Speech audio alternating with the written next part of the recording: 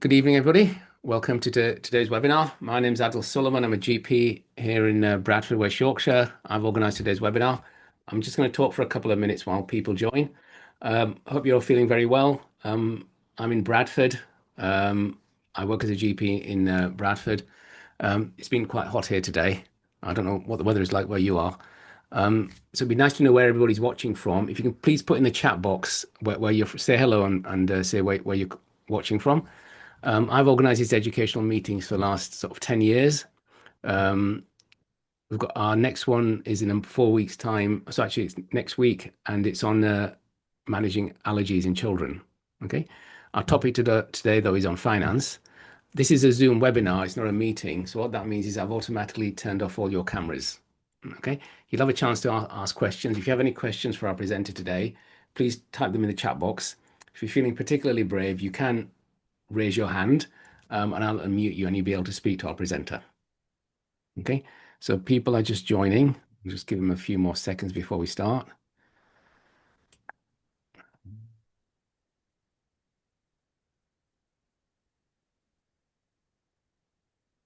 Chat box.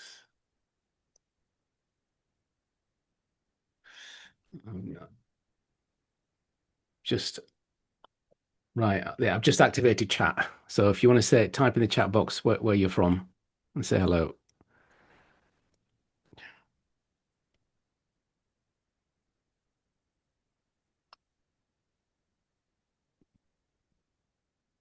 It's been a couple of minutes, Michael, so I think we'll start. So despite what you think, GPs and doctors do get paid reasonably well compared to the average salary in the country. It may not seem it, though, but we get lots of education on managing patients and our medical degree, but we don't get any advice or education on managing finances. So I'm delighted to introduce Michael Harms. He's a chartered financial planner and an expert on the NHS pension. He runs medical and general IFA, and he's going to give us a bit of advice and education on becoming financially sound and managing your money sensibly. So he's going to talk about income protection, life protection, mortgages, a bit about investing and some estate planning. Okay, so he's going to talk for about 45 minutes. We're going to have a 10 or 15-minute break. Then he's going to come back and we will definitely be finished by 9 o'clock. We'll send you out a copy of the slides in the next few days as well. Okay, so if you have any questions, put them in the chat box. So without further ado, Michael, over to you. Fantastic. Good evening, everyone. As Adil said, my name is Mike Harms, Chartered Financial Planner and Director of Medical and General Independent Financial Advisors. Just for interest, we're down in Devon. It's quite warm down here as well. So yeah, I think everyone's getting a little bit hot this evening. So I'll just share my screen and then we'll get cracking with today's presentation. Bear with me just while I bring that up. So really the aim of today was to try and have a talk in general terms around financial planning, what it means, the sort of things you might want to consider. And really, we've got a lot to cover. So I'm going to be going through today's presentation at reasonable pace. Please do feel free to put questions in the chat. Obviously, if there's any areas that you're a little bit unsure of or you think you'd like more information on, then we'd be more than happy to have a conversation outside of this evening's presentation. So the title of tonight's presentation is Building the Foundation of Your Financial Wellbeing. Now, before we get started, we just have a disclaimer here. Ultimately, this dictates that we are regulated by what's called the Financial Conduct Authority, and that this presentation, any performance information we put on here is really not a reliable guide to future performance, and nothing here this evening constitutes advice. It's an educational piece only. We can now move on. Webinar aims. So what I want to do is provide you with an overview of what financial plan is and why it's important to you, providing understanding of the protection options that could be available to you and how they're essential for financial well-being, a brief overview of mortgages for GPs, and then how investing in estate planning works. So let's move on. What's a financial plan? Well, a financial plan, it's ultimately a roadmap to your future. As Adil mentioned, you've been through your training, you've been working within the medical profession. Some of you are newly qualified, some will be coming towards the latter part of your career.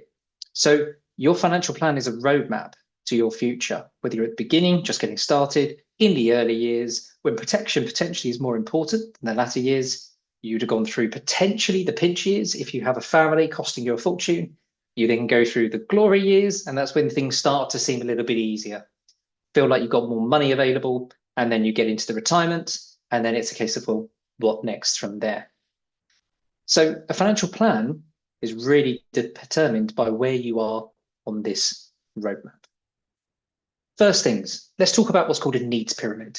So for those of you that may be familiar with Maslow's hierarchy of needs, this is very much a similar sort of setup here. It's about looking at what is the base needs in your life in order to build a financial plan. And ultimately, you need to protect yourself. You need to protect what you earn, what you own, what you owe, and those that you love. Once we've got that, that's your solid foundations. And on solid foundations, you can pretty much plan for anything else. But if you don't have solid foundations, effectively, you wouldn't build a house on sand. Then you are effectively putting yourself in potentially financial jeopardy if you don't make sure you are covered under all potential eventualities. Once you've got that, you can start planning major purchases, education costs, retirement, and also emergencies. The often overlooked bit is actually having money to one side for emergencies, as well as saving for your financial future. Once you get further ahead and you start to have more money, you get to prioritize your goals, you get to diversify, you get to look at what sort of income options you might have. Can you derive an income from some investments? Is there a property in the background? You've obviously got the NHS pension, which we've done a presentation on before. What does retirement look like? What do you want to achieve in your latter years? And then once you've kind of got that sorted, you then start to move on to how are you going to pass assets on? What are your desires and dreams for future generations? And that's where we start looking at things like inheritance tax planning, things like that, estate planning. So the basics. As with all these things, how can you build a plan unless you actually know your current financial position? So quite often when we talk to medics, if we ask what the earnings are, it's usually not a very well-known fact. What is your net and gross current income? Now, depending on what kind of role you have as a GP, if you're a GP partner, that's going to be difficult because you're going to be looking at what your profits are, and you might not know what they are year on year. If you're salaried, this becomes a bit easier for you, obviously looking at your pay slip. And obviously, if you are still able to get any locum work these days, then obviously that will possibly be up and down depending on the work you're able to get.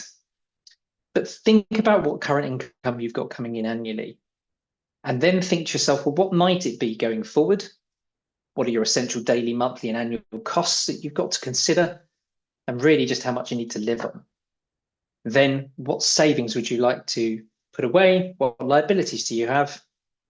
And finally, what is your pension worth? You might have some private pensions or indeed your NHS pension. So what do you then do? You've got to start thinking about what's important to you. When do you want to retire?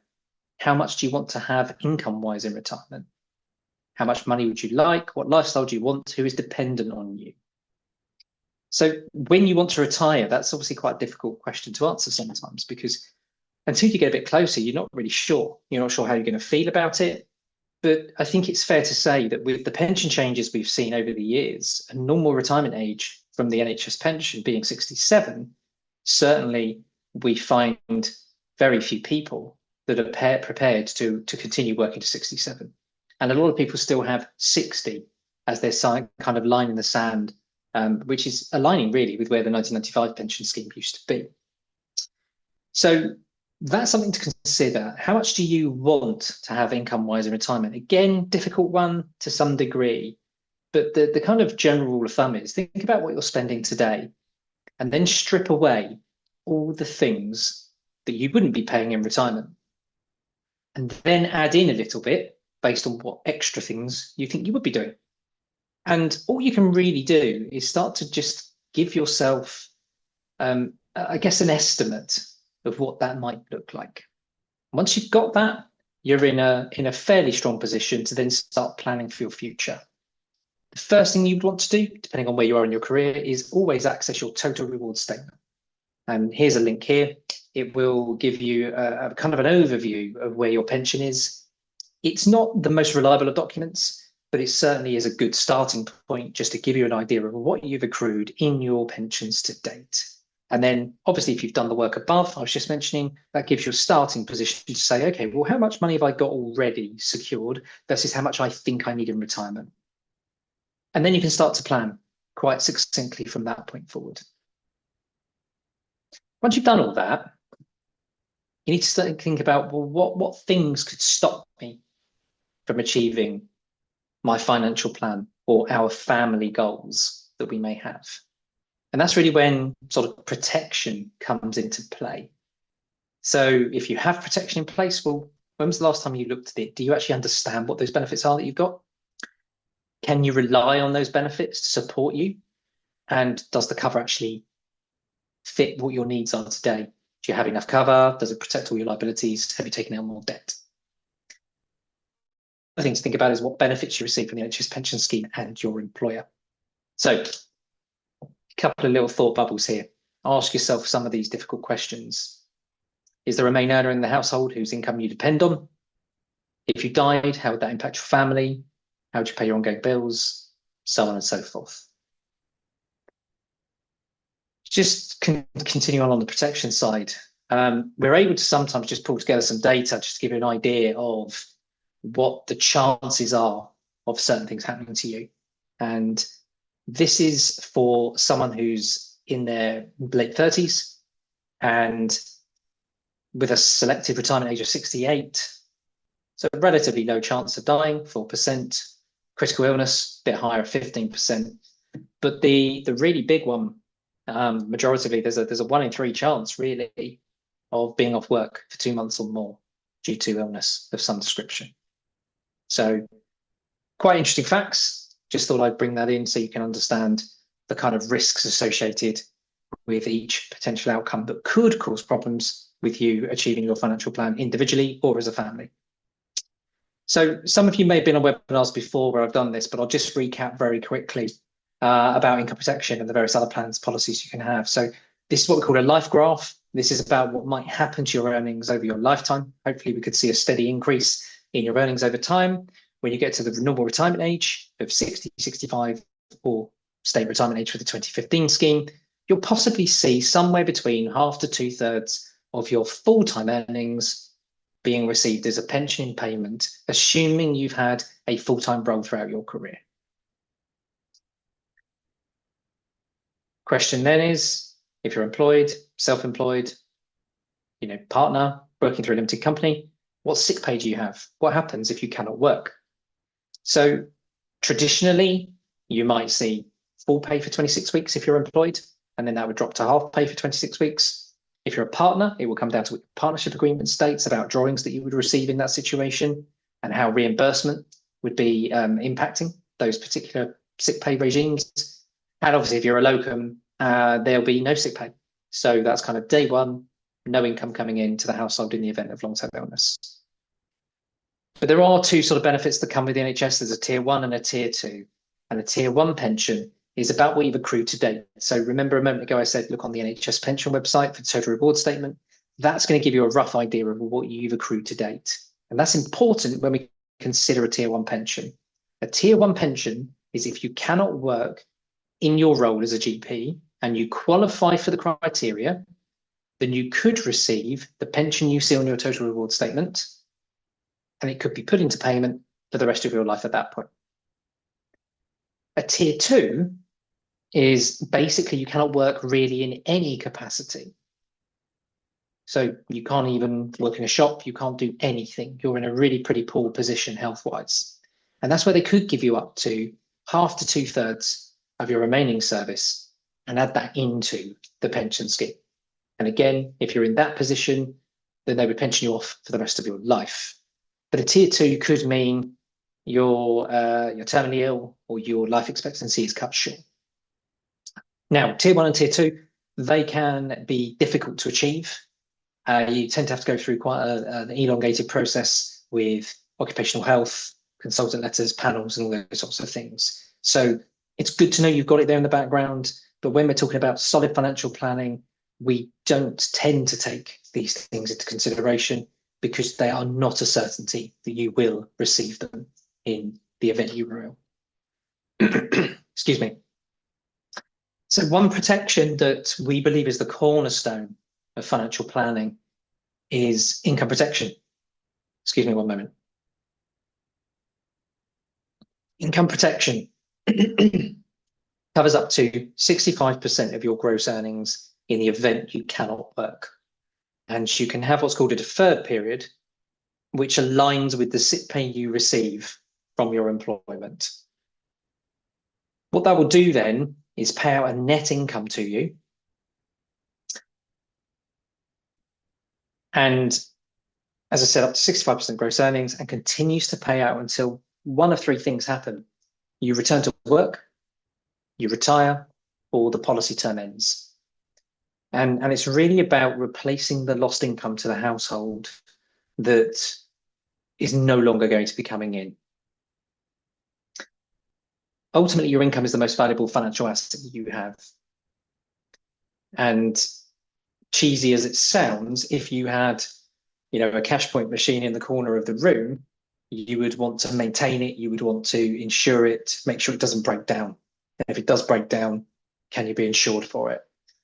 Really cheesy analogy, I apologize now, but it's just kind of trying to make the point that we insure ourselves for cars, houses, pets, all those other things. But actually, the most important financial asset, if we look at it in its purest form, is yourself as a machine making money for your family and your longer term objectives.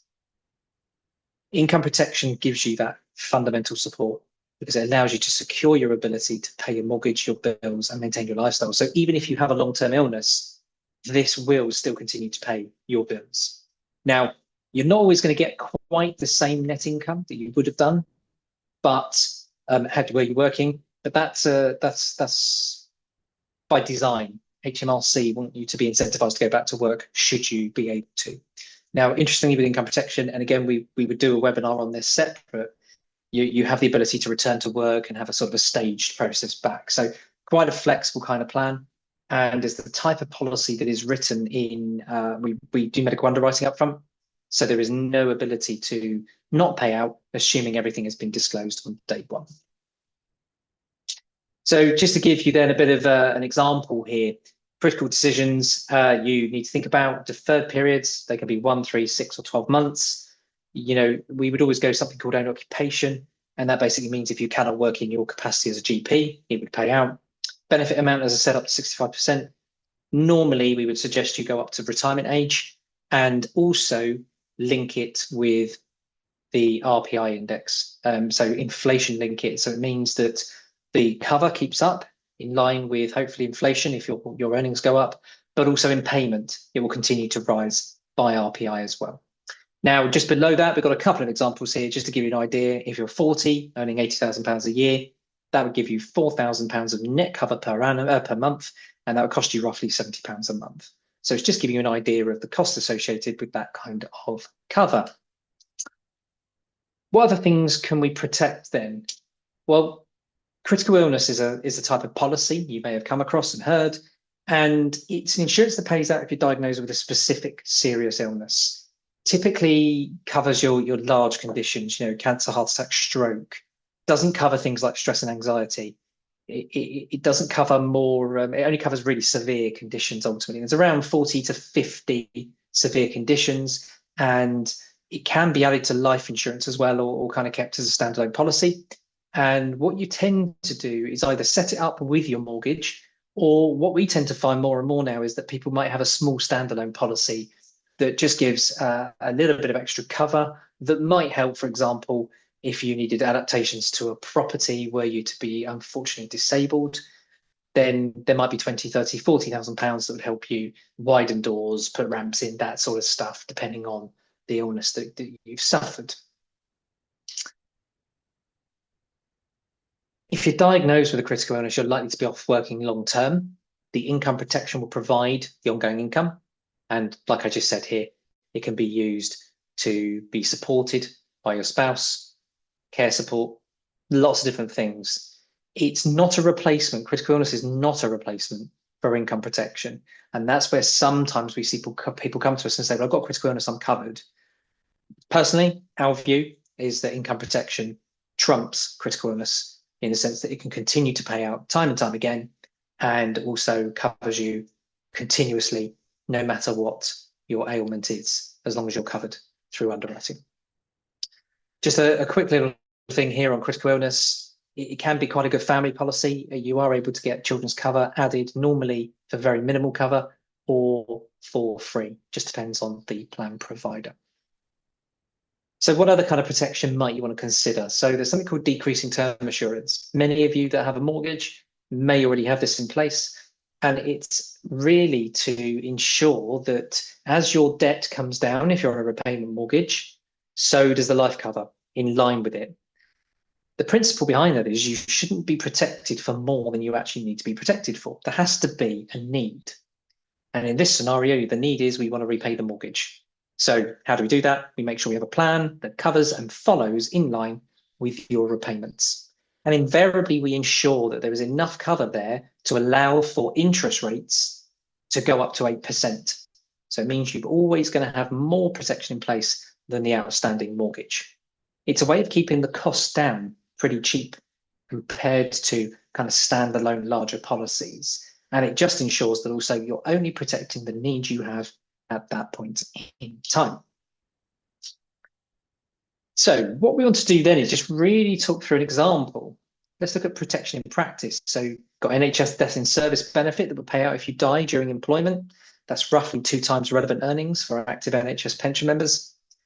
You might have a mortgage that is 4 to 5 times earnings, which basically means your death in service benefit wouldn't actually clear your mortgage off. And that's why many people will consider having a separate policy just for the mortgage. And then in the unfortunate scenario that a death in service is claimed, then that is an extra pot of money that can be used by your family to support them during what would be a very, very difficult time.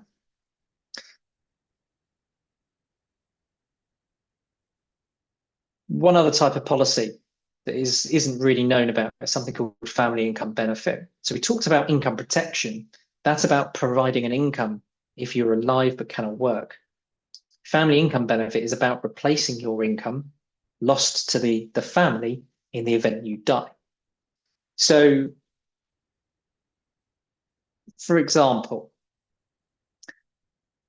you have a family, 2 young kids, one of you passes away. How are you going to replace that income? There is going to be a death in service benefit. There will be a death in service pension that comes, but depending on where you are in your NHS pension journey will determine the level of pension that you receive in the event of, or your spouse would receive in the event of your passing away. So family income benefit is about replacing some of that lost income. It might be that, both of you are medics, both of you are working. If one of you passes away, what impact does that have on the other's earning potential if you do have a young family to look after? So it's not essential, but a consideration certainly for those of you in what I would perceive to be the pinch years, the time where it feels there's lots of money going out. And that's when probably this is when you look at these kind of plans and think, is it actually value for money? Do I need it? Is it worthwhile? The reality is that's probably the most important time that you should have protection in place. So this is really just talking about the family income benefit. We tend to see on average, many clients will consider sort of £2,000 a month cover for a family income benefit, usually until your youngest child, if you have children, is age 23. It's kind of the time where everyone seems to think that children should be able to stand on their own 2 feet in a really worst case scenario. And it just provides a regular income until the end of that period of time. It can also provide an income in the event that unfortunately both parents pass away and you have children, then whoever the legal guardians would be, then there is a pot there to support them as they grow up. So thinking about building protection strategy, in this example, and I know it's not 100% relevant, but it's just to give you an example here, doctor age 30, ST3, 61,000 a year, mortgage of around £250,000 with a 30-year term. So income needs to be protected. That's in the event of long-term illness, injury, meaning they can't work, struggle to cover the mortgage. In the event of death, wants to leave a family with an asset, so mortgage needs to be cleared. And in the event of critical illness, just like reassurance that we could cover some unforeseen costs. So what would that look like in practice? So income protection, as we mentioned at the beginning, we would suggest you take cover up until sort of age 68, linked with inflation. It would roughly cost you at that age £40 a month. Decreasing term assurance, really cheap to cover yourselves for life cover. In this scenario, £7 a month. And the critical illness for a kind of a lump sum payment of around £50,000 would be around £15 a month. So when you're young, you could provide full coverage for you at that point in time for around £62 a month. So married couple, both 35, 2 children, got one main earner, and then client who's part-time with children earning around £20,000 a year.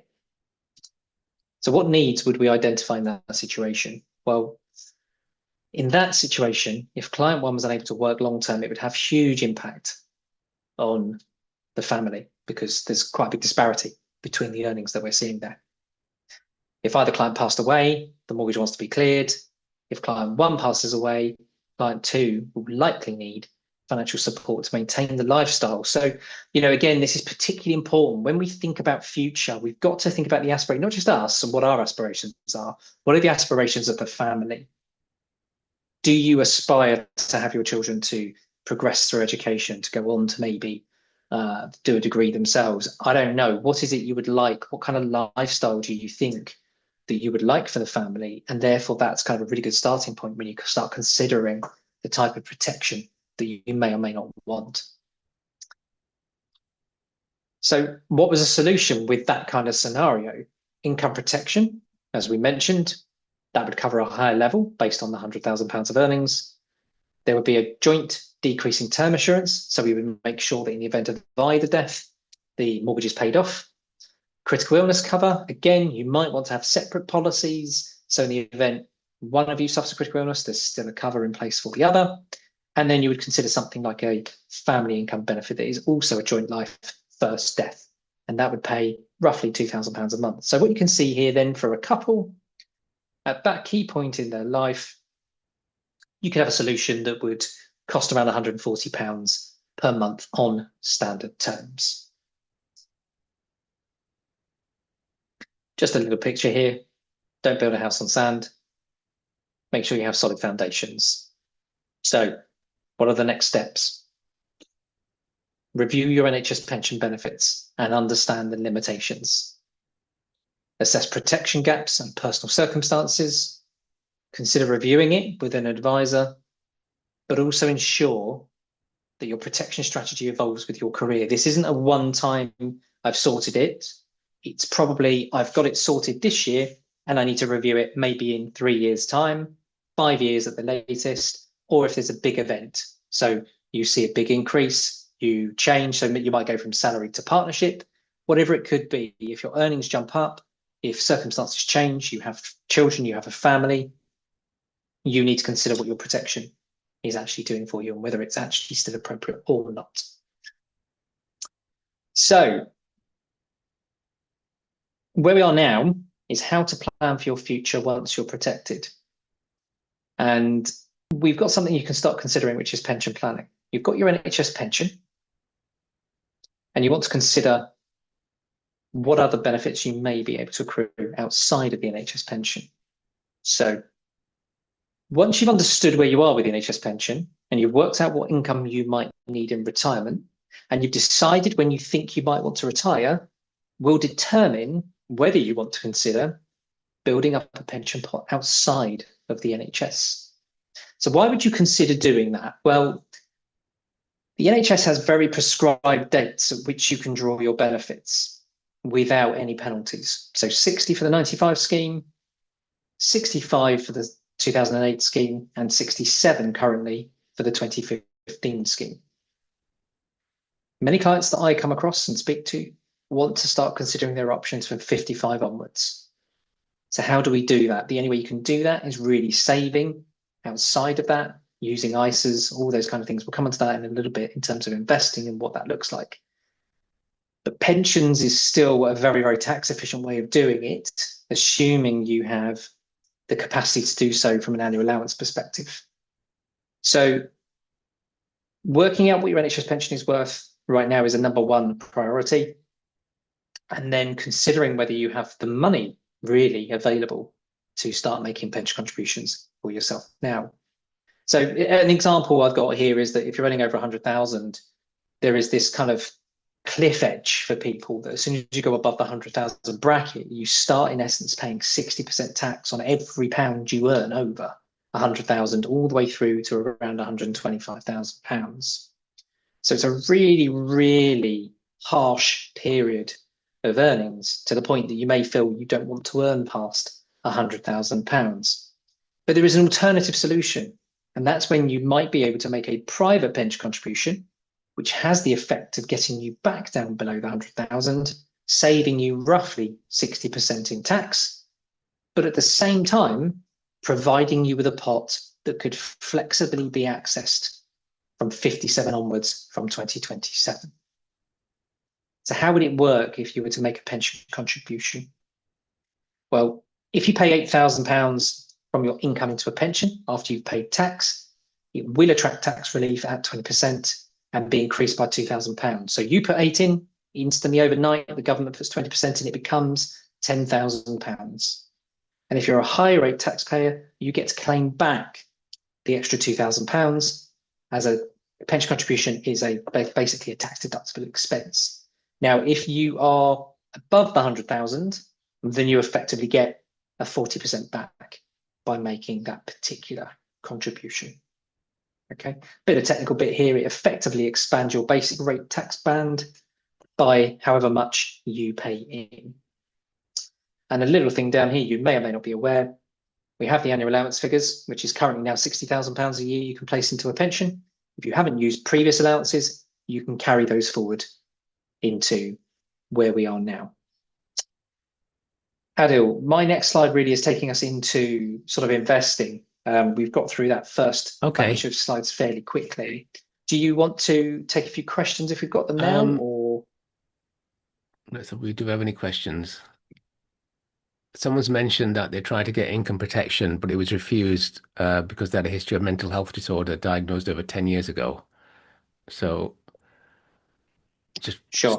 So what would the advice be? But it's, yeah, I can see that here. So if you've previously been diagnosed with mental health issues and you have been declined, now it is worth considering and reapplying. Normally after around 5 years, some of those things can be changed or amended. It's not an absolute certainty, but I would suggest you review it in case now you've had a prolonged period of time without any sort of further episodes, then there is a chance you might be able to get some cover in place. The other thing to say is that whilst in situations like that, I can understand it can be really, really upsetting, but you are then still covered for 99% of everything else. It might just be that one particular element that you're not. And so it would be a shame not to protect yourself for everything else, even if that one thing wouldn't be covered. Okay, now at the time it might have been refused.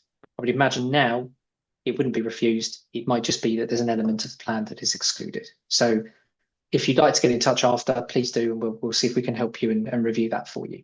Okay. So do you want to take a break there then? Or do you want to carry on? Yeah, absolutely. Well, I mean, I'm quite happy to have a look. Just to say the slides will be sent out afterwards. Yeah.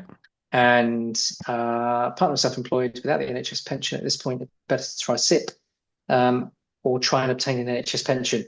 Imran, that's quite a big question, really. It really depends on your personal circumstances as to whether how you're earning, you know, what your aspirations are. The NHS pension is still very much a very good gold-plated pension, and so putting yourself into the NHS pension would more than likely be the better bang for buck in terms of returns.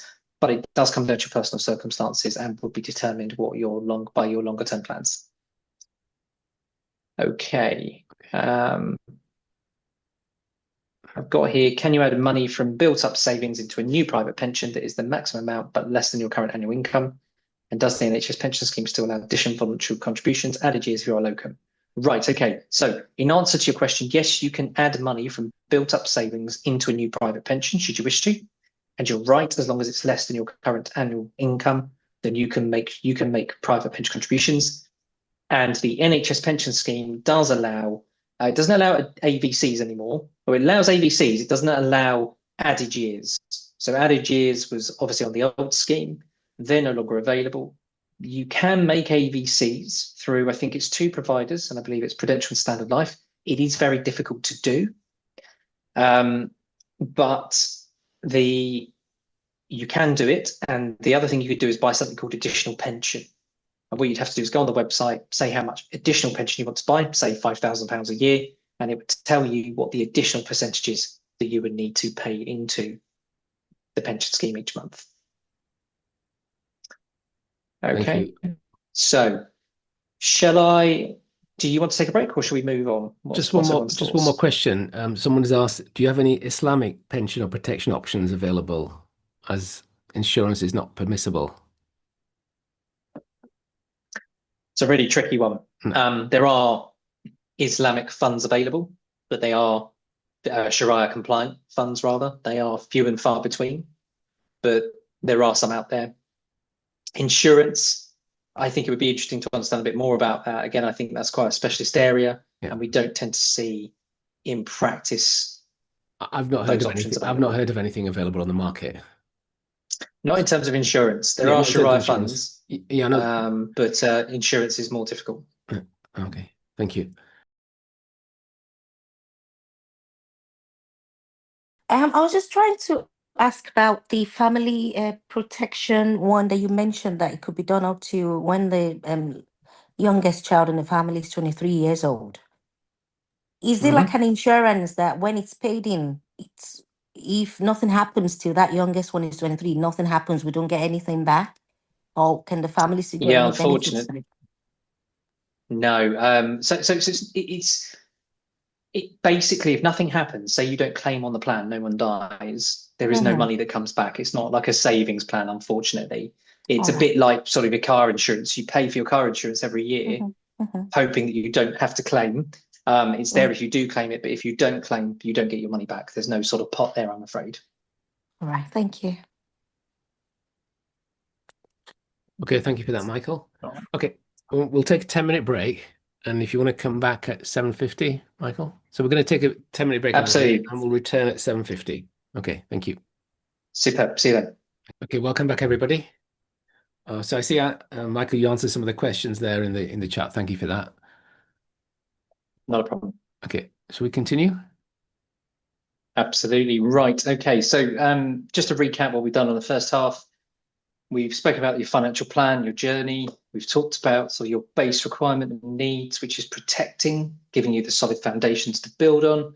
Talked a little bit about pensions, just to give you a bit of a flavour as to what you could do, and really spoke about making sure you understand what your kind of current financial position is, what your pension might be, and then you can start planning going forward. Now, often we get asked the question, how much do I need to pay in?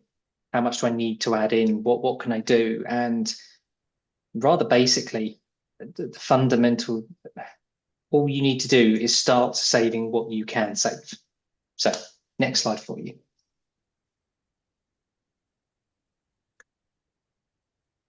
Simple graph.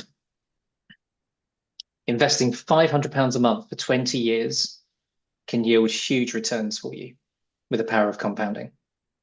So what we've got here is effectively a Monte Carlo simulation. It runs around about 1,000 simulations. And it gives you an idea of what might happen if you have a really exceptional outcome, middle of the road, and a pessimistic. And that's really just putting away £500 a month for a period of 20 years. So unless you have a very, very specific goal in mind, you know exactly what you've got, and you've got lots of money to one side that you can save and invest, just getting started is one of the biggest things you can do to help give you opportunity, flexibility, options to you when you get into your 50s and beyond. Never too late to start, but this shows you the power of something called compounding. So as you put your £500 in, you're buying as the market goes up, you're buying as the market goes down, and that effect, as time goes on, provides growth, and that's compound growth on top of each year. And that gets you to a really, really positive pot. So that's just to introduce the concept of investing on a regular basis. Now, I'm going to come into a little bit of education now around about investing. What are all the terms that we use? How does it work? The basics. What are investments? Rather simply, and there are other categories to this, but this is the simple side of things. four main areas you can invest your money. Cash, that's cash in the bank. Bonds, we'll come on to that in a moment. Government and corporate debt. Property. Now, this is your own residential home. You've got to see that as property investment potentially, or if you own part of your GP surgery, if you're a property sharing partner, again, that would be seen as an investment. And then equities, these are shares. This is when you own an equity or a share in a company and they're entitled to receive dividends back within that company. So let's talk about cash. What do we mean by cash? It's an asset class where the funds are accessible easily. It means you can get a hold of it very, very easily. Low risk, low reward. So it includes money like your current account, savings accounts, ISAs, national savings. Now, the next graph is a little bit out of date, but it's trying to show the point and the principle of what happens with inflation when interest rates are pretty low. And if inflation is outstripping the cash that you're receiving, then you will in essence see a reduction in the buying power of your money. Now, you've all got to have money in cash, but there's a point when you can have too much money in cash and you really should be investing because inflation invariably, normally, is above the interest rates that we're receiving. Now, for the last couple of years, that's turned because of what's gone on with, obviously, off the back of COVID and more recently, the Ukraine war and how that's had an impact on interest rates due to inflation going absolutely sky high over the last couple of years. So what they do is they use interest rates as a tool to try and reduce people's spending and therefore bring down inflation. But in principle, what you would invariably see over a longer period of time is that inflation tends to run higher on average than the interest rate that you'll be receiving in the bank. Bonds. So you might have heard of a savings bond. That's where you sort of have cash, and we alluded to it on the previous page. It's called a 1-year savings bond, 2-year savings bond. That's not what I'm referring to when I talk about bonds in this scenario. Bonds is debt. And there are two types of debt. There's government debt and corporate debt. And I'm only going to talk about the UK here because it just then makes more sense to those of us who are located here. Now, you'll hear of government debt being described as a gilt. Now, it's called a gilt because basically back in the day, a long time ago, when they were first issued, they were gold-edged, gilt-edged, and that's why they were called gilts. A little trivia fact there for you, if ever you need it. So, what is a gilt? It's government debt. You give your money to the government and they say over 5, 10 or 15 years, we'll pay you back your money. But what we'll also do is give you effectively like an interest rate. So we'll give you what's called a coupon back every year. Now, they can be bought and sold on the market. So what you buy a gilt at can go up in value, capital value, or can go down in capital value. And they are intrinsically linked to interest rates and what goes on with the actual interest rates set by the Bank of England. And they are inversely correlated rather. So what you'll find is that if interest rates go up, bond values go down, interest rates go down, bond values go up. And it's basically because when we look at returns on government debt, they look really positive as a return if interest rates are low. If interest rates go up, well, actually cash in the bank is seen as a safer bet than possibly a government gilt at the time. And that's what we saw over the last couple of years with interest rates going up higher. Now we have what's called a credit rating, and it's a bit like us having our own personal credit rating. So does the government. And the UK has a AA credit rating. We used to have a AAA credit rating, but that was lost around about 10 years ago when we were coming out of austerity and having lots of issues around that period of time. Like I said, they're bought and sold on the market, but they are seen as a very, very safe area now.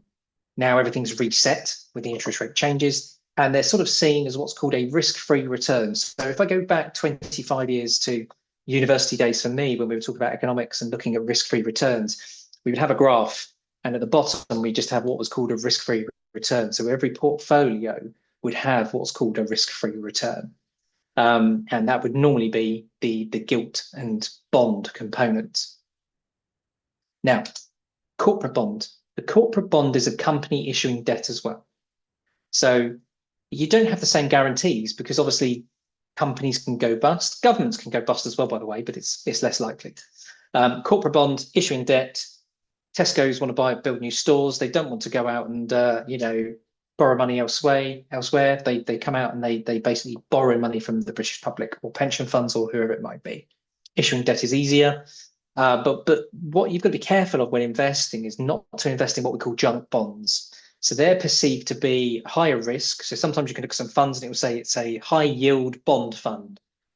That kind of gives you alarm bells, because why are they getting high yields? They're getting high yields because the perceived risk is far higher than something that is a more normal bond fund. Okay, so not all bonds are equal.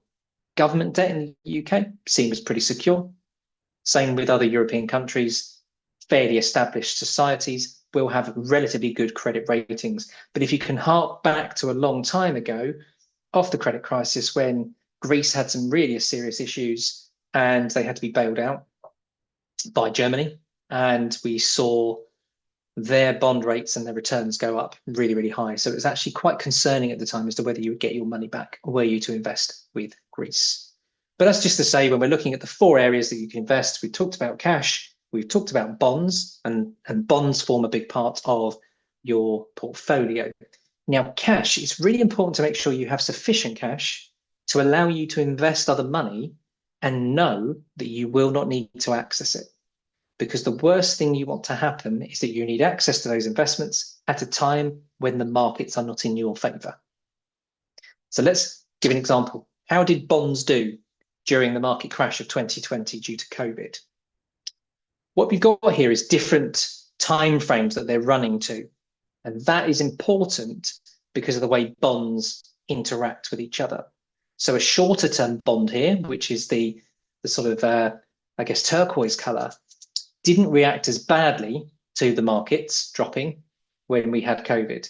And that's because they were coming up to maturity. So they were nearly going to be paid back and their value was relatively stable. The longer you go out, the greater the reaction you would see. So this bond here, you could see, which was all maturities, corporate debt as well, got impacted and followed a very similar trajectory to what we saw with equities at that period of time as well. So they were actually correlated at that point. So having a combination of different things is really, really important within a portfolio. Diversification is absolutely key when you're looking at investing. So that's corporate and government debt. Let's move on to property. Property can mean a lot of different things to a lot of different people. I've already mentioned here, you possibly own your own home, and if you do, you have exposure to property. Property is actually seen as fairly high risk. Let me explain why. It's because it's illiquid. You can't just get your hands on the money. So when we're looking at risk versus reward, we're looking at risk. It mainly is linked to the liquidity that you can get with it. So how easy is it accessible? How easily can you access the money in the event you need to? So this is really highlighting that if you have money in various different investment pots, you're thinking about, okay, I need probably 6 months worth of my net earnings in an emergency fund available for me in the event, and the family in the event something goes wrong. You know, the car blows up, the central heating packs in, the roof needs repairing, whatever it is, it's for those emergencies, those rainy days, you've got to have that money available. What that does, and then also the next point is, are you going to make any large capital expenditure in the next 3 to 5 years? When investing, you need to consider it's a longer term plan. It's not something that you dip in and out of necessarily. We always invest for the longer period of time.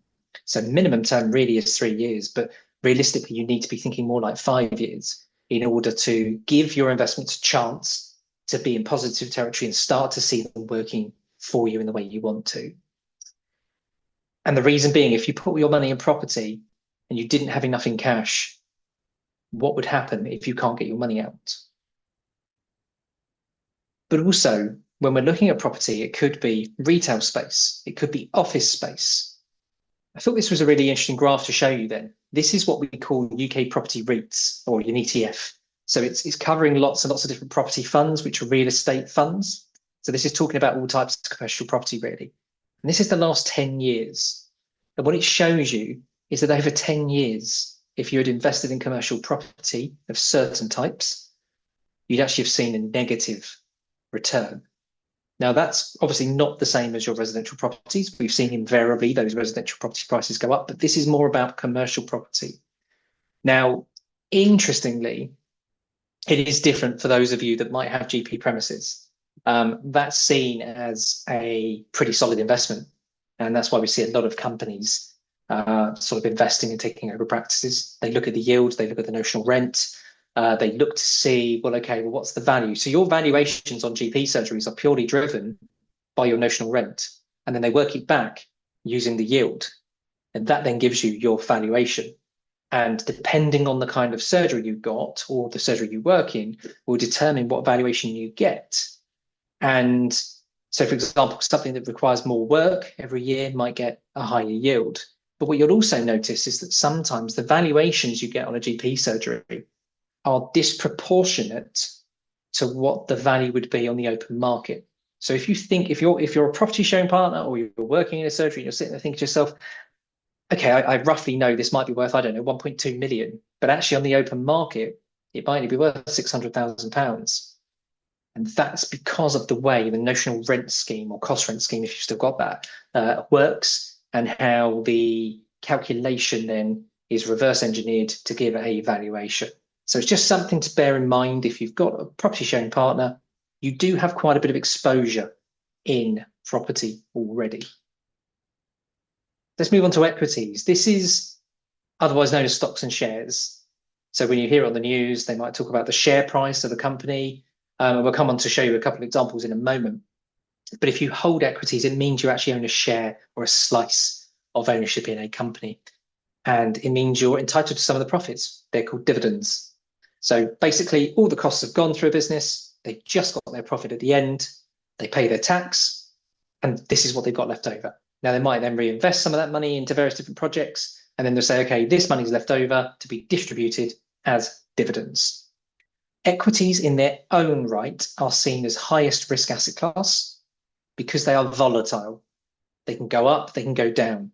Fortunes can change overnight depending on the economic climate that we find ourselves in or the world situation that we find ourselves in. And again, I'm going back to COVID-19 just to show you what's happened during the pandemic.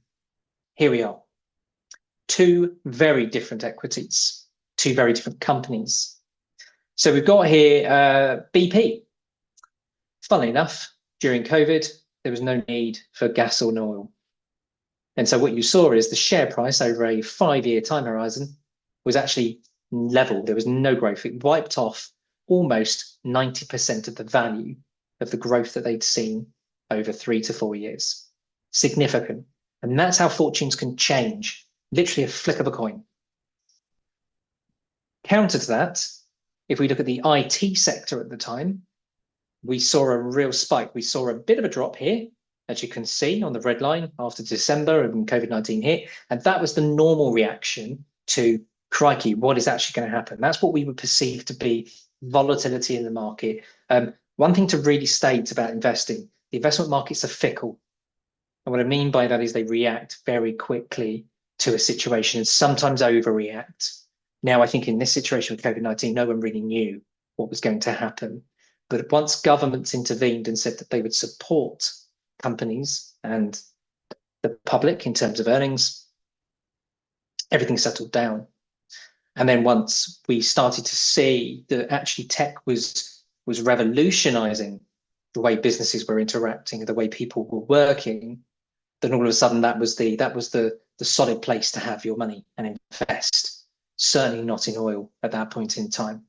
So this graph I've kept in because I think it's really important just to show that there was a pivotal point where one share, one type of industry, one type of share you're invested in can react completely differently.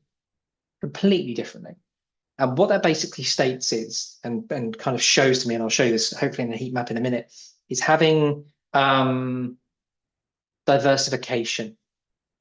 Having lots of money in lots of different companies is really, really important because it allows you to kind of avoid some of these downs and not have as much exposure.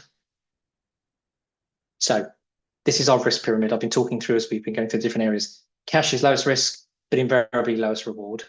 We then move into the bonds. That provides our risk-free return, as I mentioned.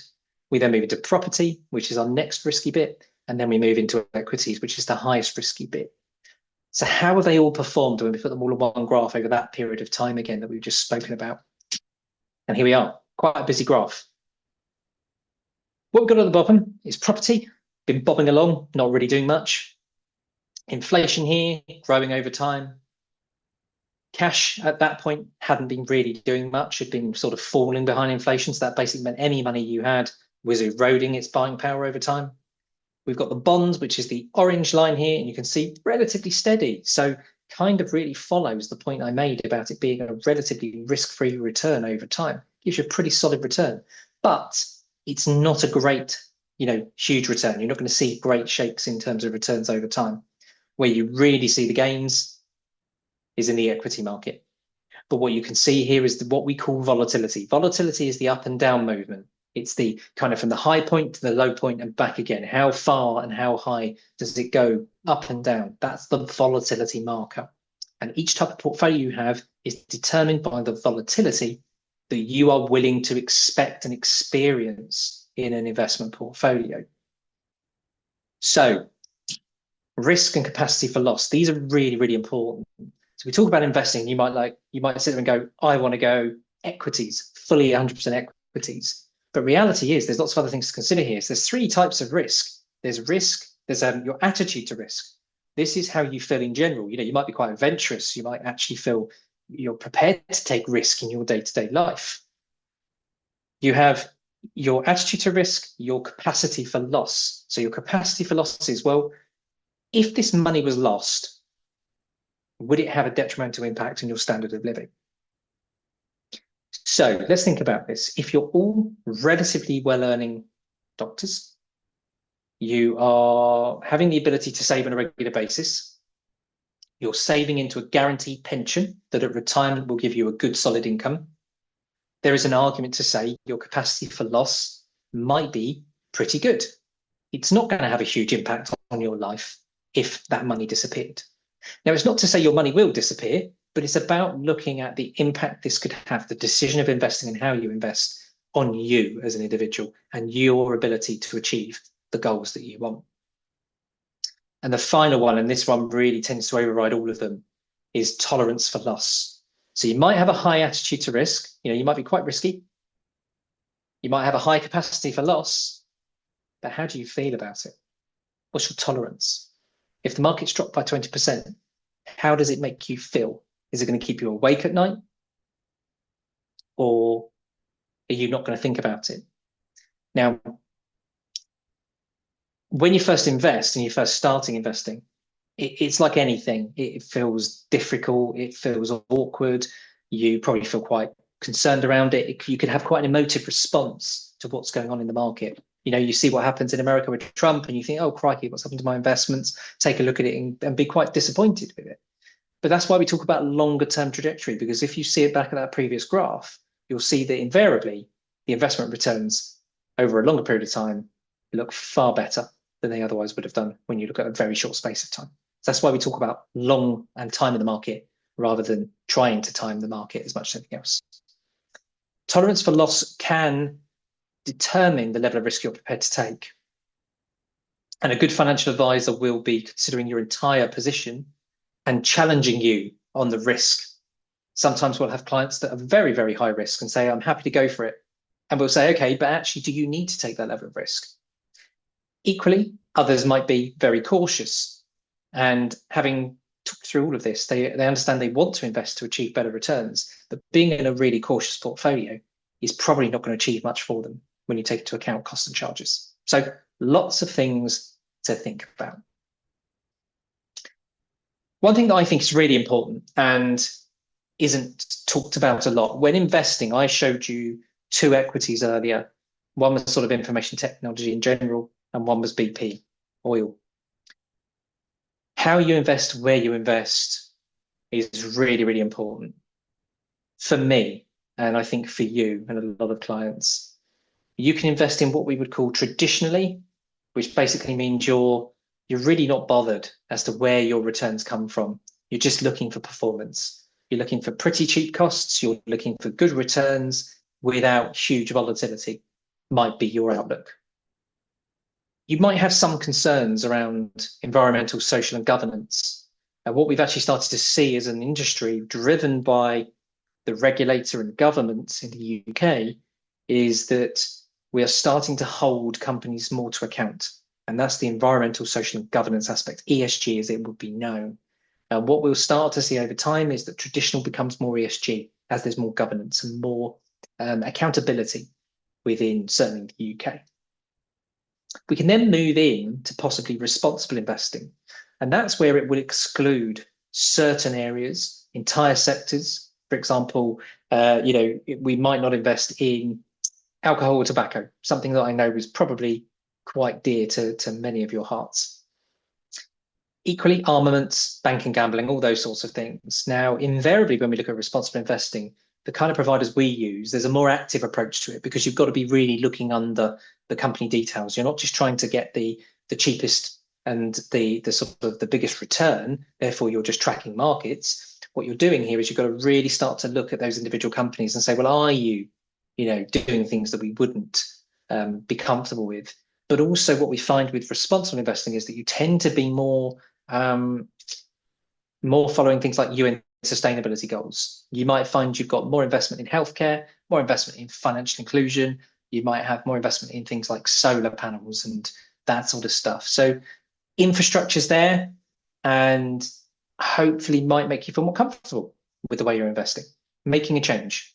And that's where responsible and sustainable sort of comes together. Impact is your out and out, really ethical standpoint. And that will be driven, the mandate, how you invest is driven by the ethical stance. So an example of that would be, for those of you that maybe remember, there was the Cambridge Analytica scandal where data was leaked about, I think it was actually to do with the Brexit vote, if I remember rightly. And what we'll find is that, for example, an ethical provider that we use will not invest in Facebook. And that's because of the way they deal with people's data, just their ethical behavior. So they drive the investment decisions by that. Now, the problem with all of these things is as you become more focused, you reduce the opportunities and the pool of companies that you can invest in. That can come with a higher degree of risk. But again, that's why it's important to have a varied conversation around your beliefs and feelings and whether you can, be comfortable with certain things in your portfolio, even if it's not what you truly believe in.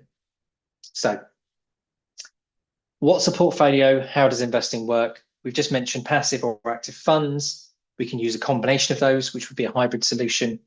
And what you would then do, we've really spoken about the UK market, but if you look at this, you would invest globally. So you would have money in the US, you'd have money in Europe, you'd have money in Japan. And you would basically, by diversifying across the world, you are getting access to lots of different companies. You're investing in thousands and thousands of companies, which means you're really spreading your risk. So one company in America goes bust, doesn't have a huge impact on you because one company in Japan might have done really well.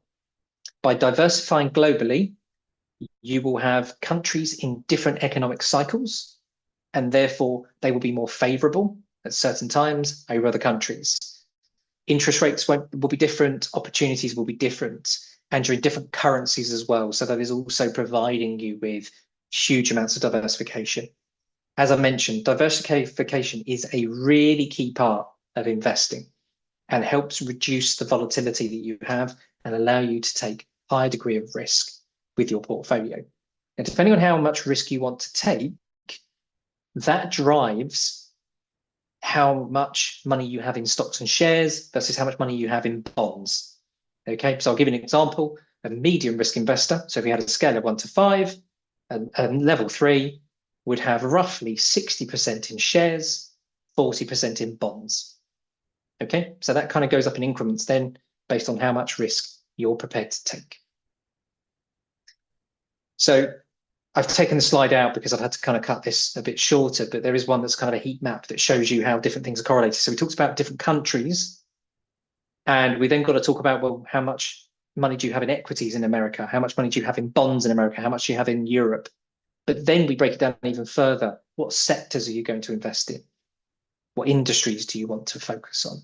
And that's what we invest. Yeah, we get fund managers to help us with that, or we just look at a broad brush approach and track an entire market. That can come with problems, and that's a whole sort of webinar in itself, really, when we talk about the pros and cons of passive versus active investing, tracker funds, and lots of other bits and pieces as well. Ultimately, the aim by diversifying is to have a low correlation. So that means if one goes bad, the rest don't get impacted. Sometimes, though, when we have a global recession, as we saw, and it's when things come together in really sort of what I would classify as a black swan event, something out of left field you weren't necessarily expecting, you will see that sometimes all these things correlate. And that means, you know, bonds go down, equities go down, and then things settle and we start to recover again. So moving on really to the sort of the last few bits of the presentation, estate planning. So we've talked about investing. Now you can invest in an ISA, you can invest in a pension, you can invest in lots of other vehicles, venture capital trust, lots and lots of different things. You can save tax in lots of different ways as well. And it's about making sure you've got the funds available to do that in the first place. So just getting going, getting started, £500 a month, £200 a month, £50 a month, start somewhere. Really, really important. Use ISAs. You have a limit of £20,000 a year at the moment each. That is tax-free returns. Absolutely imperative if you are a high rate taxpayer to utilize your allowances where you can. If you want to start thinking about more formal planning, then you're going to want to consider things like pension investments, amongst other things. And that's more about building a plan up until your date of retirement and then thinking how that income is going to support you into your retirement. So just before I move on to estate planning, just to give you an example, I might see someone who's early 40s saying, I've got my total reward statement. I know where I stand with my NHS pension. That's going to kick in. I'm going to draw that age 60 or 59, for example. But I do want to start reducing my sessions. I do want to start cutting down from, say, 53, 54. How can I do it? So what we're then starting to do is to think, well, let's build up an investment portfolio. Let's build up a pot that will bridge the gap between 54 and, say, 58. And it might be you take partial retirement or you decide to drop a couple of sessions. So as the financial difficulties, the pinch years abate, as perhaps if you have children, and that's the reason why you have pinch years, they maybe have become more independent, then you have a bit more money available. That can afford you the opportunity to slow down a little, try and take a foot off the gas. But you can only do that if you really know where you stand with your NHS pension. If you've got your NHS pension today and you can get a rough idea of what it might be worth in a few years, and you've done your number crunching at the beginning that says to you, I know in today's money I might need £40,000 a year to live on in retirement, you might find the NHS pension covers that. And if it covers it, brilliant. You have financial freedom, you have options. Now what we're looking at is the lifestyle. When do you want to retire? What age? And what gap are we trying to bridge? So for me, the big part and the bit I enjoy most about financial planning is about options, giving you options, opportunity, helping you get to your end goal and demystifying really what's going on with your pension and what's going on with your investments. And just trying to shape the conversation and make you look at things in a different light. Because I've seen it time and time again where I speak to a GP who has just been continually head down, nose to the grindstone until they get to almost retirement age and say, you know, well, can I retire? Can I afford to retire? And the answer was, yes, you could have retired 5 years ago. So that's the biggest part of financial planning, is about answering and supporting you through the sort of transition and the views and questions you may have, and challenging you as much as anything else about those views. So let's fast forward. We've done whistle stop tour. We've done protection. We've talked about family. We talked about starting to invest. We talked about pensions. And now you're in the land of potentially retirement. You have your NHS pension paying you. You've got your tax-free lump sum that's come in. Perhaps if you're a property sharing partner, you've received your capital lump sum out of that as well. You're sitting in a really quite comfortable position. And then you start thinking, well, what am I going to do in the event I die? What happens to my estate? I've got quite a lot of money now. And believe me, time and time again, it will creep up on you. And then all of a sudden you'll look back and go, well, how did I accrue all this money? Well, it's because you've been doing all the hard graft from sort of 30 through to your 50. That's the really, really difficult years where you feel all the money's going out, nothing's coming in. And this is the point where it comes to bear. You know, you're in a really, really strong financial position. But estate planning, what do you want to do? So biggest challenge, and again, I appreciate this isn't for everyone on this webinar tonight, but just in general, for those that don't understand or know, your first £325,000 of estate that you have. Now, an estate is everything you own: cash, investments, property, chattels, so jewelry, things like that, car, whatever it is that is an asset, computer, you name it, everything you own is your asset, are your assets, and that adds up. And what you have is, as a nil rate band each, you have £325,000. If you are married, you basically are able to pass across your nil rate band in the event of death. So that means 650 for a couple. On top of that, the previous government introduced what's something called the residential nil rate band. This was about passing down assets, property assets mainly. So if you have a main residence that you own and you pass that property down to children or direct descendants, then you have a further allowance of 175,000. So what that basically means is you can have combined assets of 1 million before you have any inheritance tax issues. Now, interestingly for you all, the NHS pension does not form part of your estate for inheritance tax purposes. The tax-free cash element would, if you receive that, but the income does not. Whereas if you have a private pension from 2027, it will form part of your estate. So that's something that's going through and was announced in Rachel Reeves' budget last October. Rather simply, on any assets above £1 million, you would pay 40% death duties.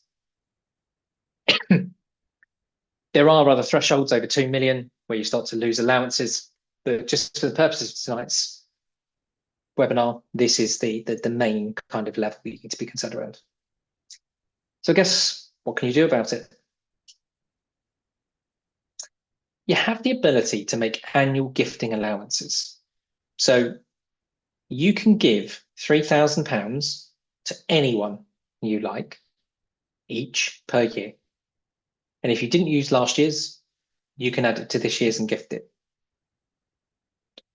So you can literally gift £3,000 to anyone. You can also gift £250 to unlimited recipients. So you can stand on the street corner and give out £250 all day long to lots of different people, and that would be allowable. And the final one, wedding gifts. So certain amounts that you can gift, and you wouldn't have to register it. You wouldn't have to tell the Inland Revenue at all. It wouldn't need to be noted in the event of death. £5,000 if there's a child, 2,500, or £1,000 for grandchildren. Sorry, 2,500 grandchildren, 1,000 for others.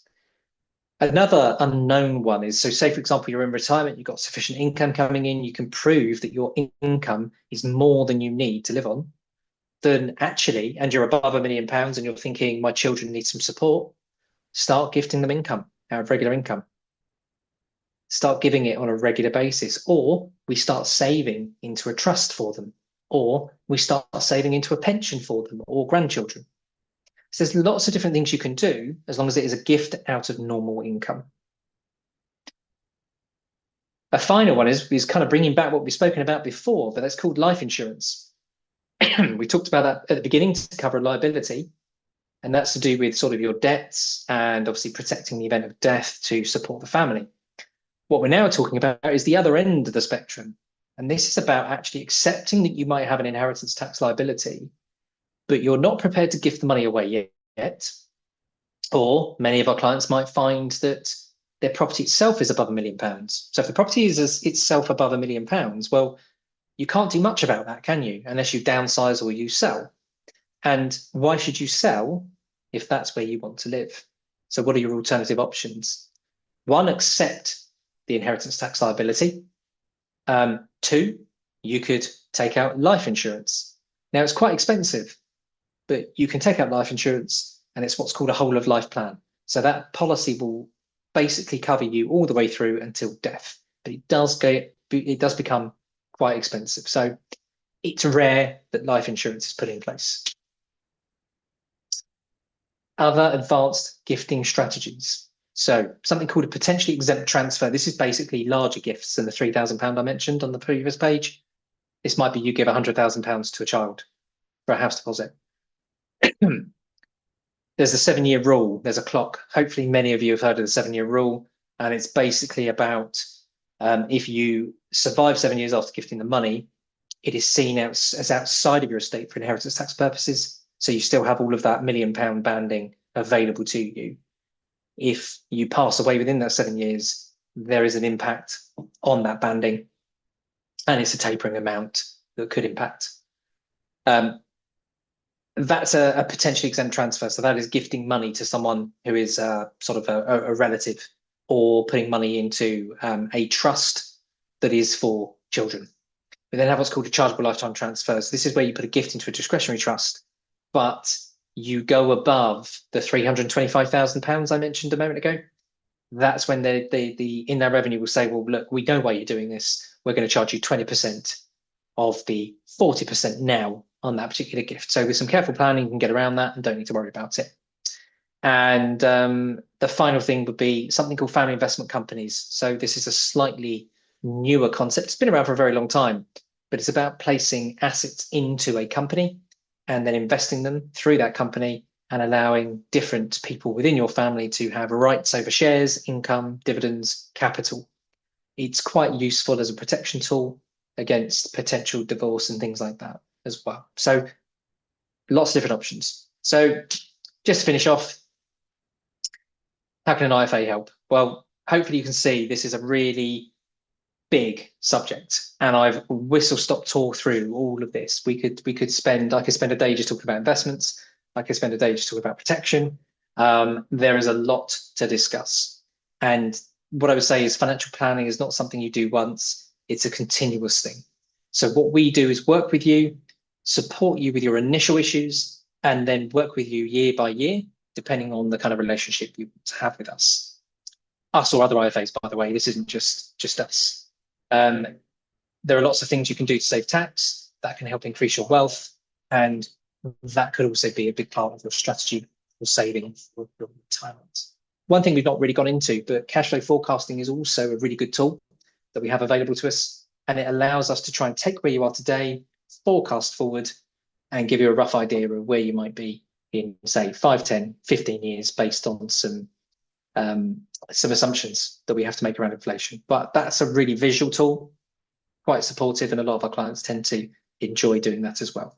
So look, that's me done for this evening. So we'll move on to questions if anyone has any. Yeah, we've got a few, Michael. First one, can you say something about crowd property investment? Do you know anything about that? Crowd property investment. Yeah, Is that similar to crowdfunding? I think so. Yeah. I haven't come across it. I mean, crowdfunding is obviously where everyone puts money in. I would have to go away and do some investigation on that. I'm afraid I haven't actually heard of that one. What I would say, though, in general, is it regulated? So when you think about these kind of things and investing in the new thing that's available, always ask yourself the question: is it regulated by the FCA? So the FCA is the Financial Conduct Authority. If it's not regulated, you are placing your capital at risk. Even if it is regulated, you need to make sure it has the right structures in place. So look, I'm an independent advisor. I've been doing this for nearly 20 years. I've not heard of that particular situation. I can tell you now it's not regulated, or if it is, it's in an area that I would suggest is not mainstream, and I would treat it with caution. Okay. How about investing in a property through a limited company? Yep. What we've found over the years is buy-to-lets as an industry has been crushed. It's been crushed due to the taxation that's been applied and the way the tax rules are applying, and how mortgage interest cannot be offset against your tax. So 10 years ago, it used to be quite a useful tool for you, having a property, leveraging in essence. So limited companies you can set up, and they have to be what's called a special purpose vehicle to purchase property in. The company owns the property. If you've added money in as a deposit, so you put £60,000 in, that allows you to take that money back out as the rent is received in, and it can be tax-free. When the rent comes in, it will be subject to corporation tax, but then the money can stay within the business and then can be used to drive an income later on, perhaps if that's part of your retirement plan from 55 onwards, say, or 52, or it can be used to pay down the debt if you've borrowed money, or it can be used as a deposit to buy another property. There are a lot of costs involved, though, with setting up limited companies, one of them being stamp duty, and you'd get hit for the second properties. You have no choice. You get double whammy on the stamp duty. So setup costs are high. And unless you're an experienced property investor, you have to really consider whether you're willing to take the day-to-day difficulties that you may experience with non-payment, problems again with the boiler, things going wrong. Are you going to pay a management company to manage it for you? Well, if you are, you're going to pay away 15% of the income you're receiving. Lots of thought needs to go into it, and it's not a straightforward, I've bought a property, it will take care of itself, never to be thought about again. You have to be an active player, an active investor in that situation. Thank you. Someone's got a question about GP premises and about notional rent. Yeah. Is it paid on the property value or on the patient list size? No, it's purely down to your notional rent. So it's not to do with your patient list size. Obviously, your property size would be probably related to how many you can cater for. But ultimately, it's the notional rent that you receive. And then what they do is they apply a yield of somewhere between 6.5% to 8%. And that would determine the capital value. No, I think the question is the notional rent depend on the property value? So it does. The notional rent is no. The notional rent is intrinsically linked, but your notional rent is determined by the district valuer, who will assess the premises, and they will assess the premises. And obviously, this is a little bit out of my field, but they'll assess the premises and review what the amount of floor space you've got, the services you're providing, and all those things, and therefore how valuable those premises are as a GP surgery. And I think most practices have rent reviews every 3 years as well. Every 3 years, absolutely. Yeah, so it's definitely not based on the patient list size. No, not at all. Okay, what are your thoughts about a discretionary trust in a will? Okay, so discretionary trusts are for those of you who don't know, it's basically when you have a will, if your husband and wife, as a very basic example, and you want to protect one half of the estate in the event you die from, care fees for the other spouse, as an example, what you can do is have what's called a discretionary trust or a will trust. So it means, Adil and I, we're a couple, I pass away, what would happen is my assets would go into trust, but Adil in this scenario would have the right to access the property, access the income under the will trust. You have your what's called the remainderment, and you have a right over the income of the asset.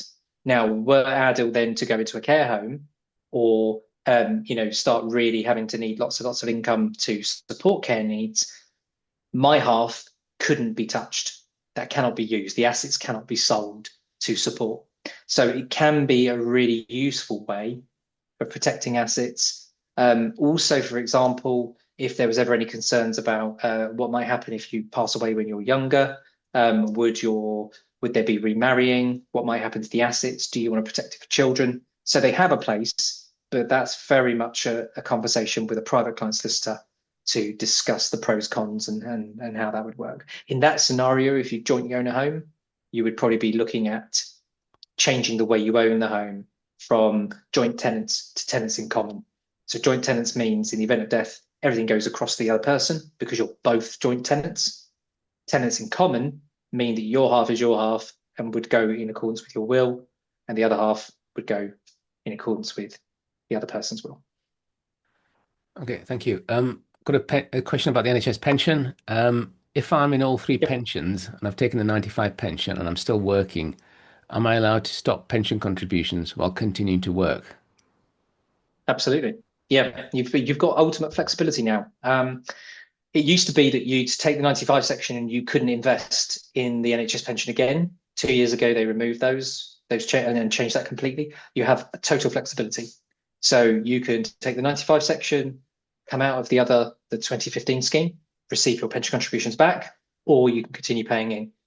You could take your 95 section, you could take some of your 2008 section or all of it, and you could take some of the 2015 scheme or all of it. It really depends what's appropriate for you based on your circumstances. Okay. Do you recommend investing in gold rather than cash? Um, I'm not going to make a recommendation on that. Ultimately, you have to have a diversified portfolio. So you would probably want to consider having some money in cash, definitely cash, as I mentioned earlier. Gold is an interesting asset. It's done really well during, volatile times. A lot of people rush to sort of physical assets, but gold needs to be held as part of a very diversified portfolio. Like all these things, you shouldn't put all your eggs in one basket. Okay. If I've taken the 95 pension at age 60, stop working, to avoid further tax, can I withdraw a lump sum of the rest of my From the pension in NHS subsequent pension? years? Yeah. No. So at the point you took your pension is the time you elect to take lump sum versus income. So Right. on the 95 section, you would receive a lump sum that is 3 times your pension. So let's use an example. You've got a £20,000 a year NHS pension. You would have received a standard lump sum of £60,000. At that point in time, you were able to give up some of that £20,000 of income to increase that 60,000 lump sum, maybe up to 80 or 100,000. If you didn't do it at that point in time, there is no ability to go back and change that. What you now have is your income that is guaranteed for life and index linked. So there is no ability to take another lump sum out, I'm afraid. Private pensions, you can, depending on what you've done with the private pension, but NHS pension, it's a one-time decision. Can I give £3,000 to only one person per year or more than one person? One person a year. And Just if you one. didn't do it last year, you can give them, you can backdate it. So you could give £6,000 to one person. Right. Can we claim a tax refund on annual gifting allowances of small gifts? No. No. Okay. If I include my children's name in my property, will that avoid inheritance tax? That depends. And again, that's more of a solicitor question. Right. If you gift your property in its entirety to your children, and therefore you're no longer the owner, then firstly, there would potentially be taxation problems because you're gifting that money to them. But more importantly, you then have to start paying rent, market rate rent. So what I would say is it really depends how it's structured, but it does make it very difficult. And that is definitely a question for a solicitor. I think they're asking Because whether if they actually add the names of their children to the property now. yeah, well, firstly, the children have to be of a certain age that they could do it. Right. Obviously, you'd have to survive 7 years. There is Right. a way of putting them on there, but then obviously they have the right over those assets. The asset, Right. they're a named person. So, you'd have to put some real strong kind of guardrails around that. And like I say, that's kind of out of the realms of a financial advisor. That's more solicitor and structure of ownership that you'd have to clarify with them. Okay. How much does it cost to set up a FIC? A FIC. Yeah.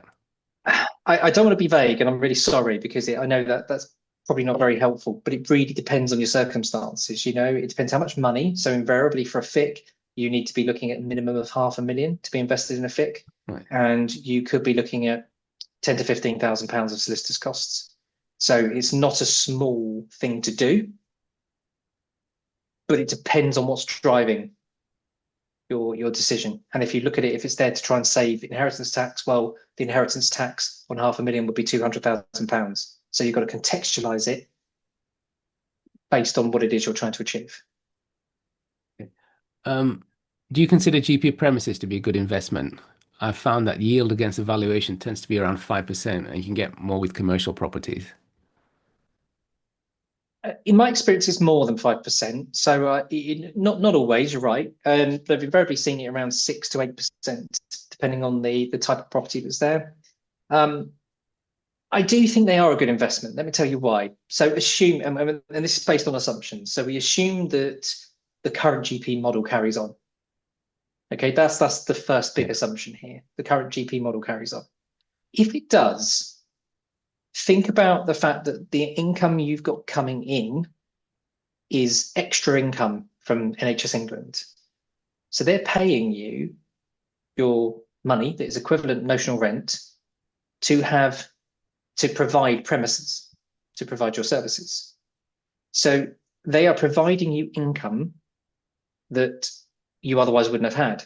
So if you had sold the practice and you were renting back, then that notional rent would be going to a third-party provider. Now, they would be looking for a decent yield, and that would be usually around the 6 to 8% mark. So I do believe it is, and especially if there's a repayment element to your loan. So say you've taken out a loan as a partnership, and now in today's climate, there will be a partial repayment and partial interest only, then you will effectively be eroding that capital. You know, you'll be, sorry, not eroding, you'll be accruing and growing the capital that you have in those premises, not just the income coming in. So it is a way of saving without really much effort. And the other thing is you are the owners of the premises and you are in the premises. So you are going to maintain that asset. You have a vested interest. If you start moving into, say, commercial property, you've got someone else in your property. They might not treat it so well. They might not maintain it. They might not look after it.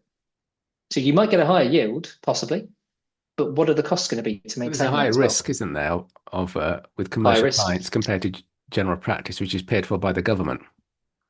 Paid for, guaranteed. And the other thing is you've got your partnership agreement that will state how, you know, how that works, what happens. So, yeah, in answer to your question, I do believe it is, assuming the current GP model carries on as it is. Can you say something about SIPs and nests, please? Many of us are not doing enough NHS work to receive a decent pension, but may have income from non-clinical roles. Okay, so nest is something called auto-enrollment. Okay, so if you're not in a defined benefit scheme, which is what the NHS pension is, every other employee out there in the private sector has to be what's auto-enrolled into a pension scheme. Nest is one of those providers. So what happens is you have to pay in a minimum of 5% a year, and your employer will pay 3% in. What that means is you are building up an investment pot in a private pension. It doesn't come with the same guaranteed income that you would receive from the NHS pension. So Nest provides a personal pension that is led by government and auto-enrollment. A SIP is a self-invested personal pension. So it's a different type of a pension, and it allows you to potentially invest into different things. Still does the same thing, still a pension, just, if I were to clarify, you know, it has different whistles and bells. So the base thing is the same, just allows you to do other things around the edges. Thank you. Some people are asking about your fees you charge. Okay, so again, depends on what you're looking for. So Medical and General offers lots of different services. We've got a company called mortgagesfordoctors.com, and that is obviously providing support and advice on mortgages. We will charge an administration fee if we arrange a mortgage for you, and that would normally be around £495. And then we receive a commission through. In terms of Medical and General itself, we provide wealth services. We might do NHS pension projections. We might provide advice on wealth. And it really depends on the service as to the costs and charges associated with it. What we do offer, if anyone is interested, is the opportunity to have a free sort of half-an-hour conversation with an advisor. Happy to talk through your personal circumstances. Very then transparent about what the costs might be for you. And then it's up to you whether you choose to go ahead. But it's really difficult without having a specific situation in front of me to determine what those costs might be. Okay, thank you for that, Michael. Thank you for a great presentation. I think you're going to send out all the slides, aren't you, to everybody attending? I will do, yeah, absolutely. I'll send the slides out in the next couple of days. What we'll also do on that is put, so I'll tell you what, if I just move to the final page. So these are the 3 websites. And we've got something called Investments Direct. That's if you want to start investing on your own, £50 a month, you can do it there. Medical and General is the main website, and Mortgages for Doctors. On Mortgages for Doctors and Medical and General, you can actually go into the contact page, select what you want to talk about, and then you can actually book an online meeting with an advisor through our calendar, and it's all automated. So if you want to go down that road, you can book something in. Alternatively, when we send out the recording, I'll just also put the links for you to contact us on as well. And finally, if you want to directly contact me, here are my details. That's great. Thank you, Michael. Fantastic presentation. So you all get a copy of the slides. If you have any questions, then you can contact Michael directly. So just one more thing before we finish, I just want to tell you about our next webinar. It's actually next week, a week today. It's on pediatric allergies, and we've got a Dr. Kotsapas, who's a consultant pediatric allergist at Leeds Hospitals, and he's going to give us an update on managing allergies and anaphylaxis in children. Okay, so hopefully we can join you for that. Thank you very much for everybody for attending, and we'll see you at our next webinar. Thank you. Goodbye. Thank you. Bye.